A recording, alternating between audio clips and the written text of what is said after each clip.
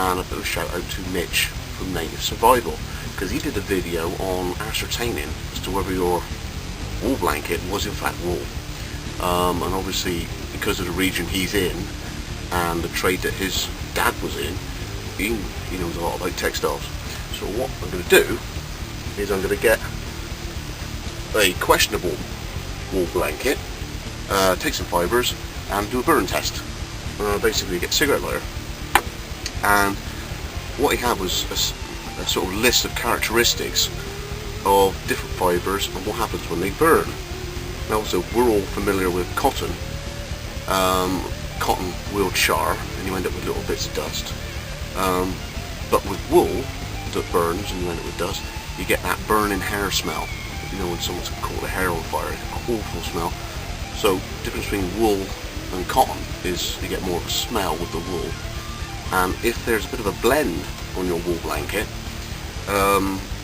normally what happens is they put acrylic in it.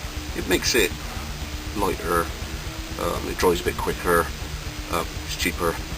Okay, but obviously with acrylic you'll get the paracord end effect, burning. You get that horrible smell, burning plastic. It wants to burn on its own.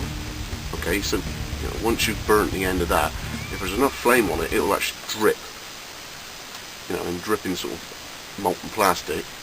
And then when it's extinguished and you manage to put it out, you've got that hard pellet at the end, hard lump. Okay, so onto this wool blanket and ascertain whether or not it's wool or a blend.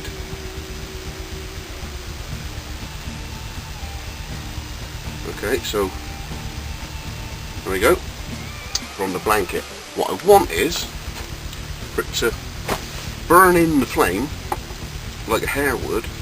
You get that horrible crackling, a horrible smell, but as soon as the flame comes away, it wants to go out, and all I'm left with is ash and no hard plastic pellet. So there's the fibres from that wool blanket I got from RJ King's Army Surplus near where I live. So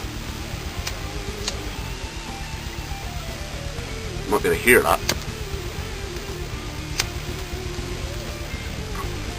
Okay, so no hard pellet. Yeah, smells like burnt hair. So as far as I'm concerned, this wool blanket is a wool blanket.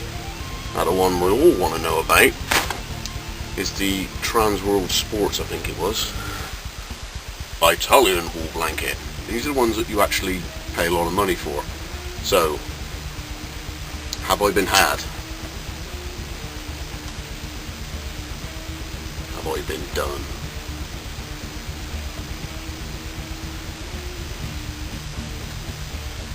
Okay, you see me actually taking fibres from this actual blanket.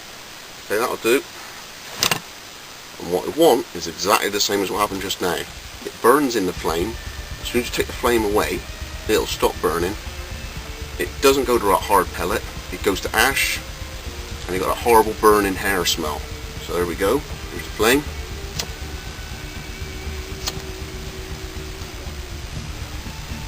It's gone out, and it goes to nothing. And that really stinks. So, from that burn test,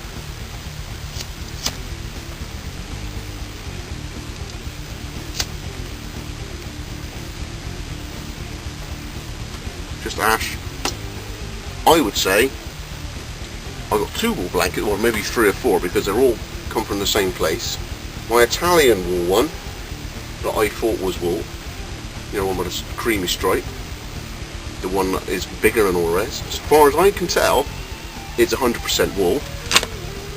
And the one that I got for £4 from RJ King's, which is a scrap dealer, and he does Army Surplus as well. Nice one, sir. That looks like wool blanket as well. So check out Mitch's site, Native Survival. That's where I got my canvas rucksack from by Brian from Heavy BDU. Thanks to Mitch for that little pointer. and that's a quick way for you to ascertain if you're at a junk sale or a boot sale. If you've got a lighter on, just if they don't mind you taking a few fibres, you can tell whether you've got a blend or not. Scott from Wessex Blades Making. All the best, cheers.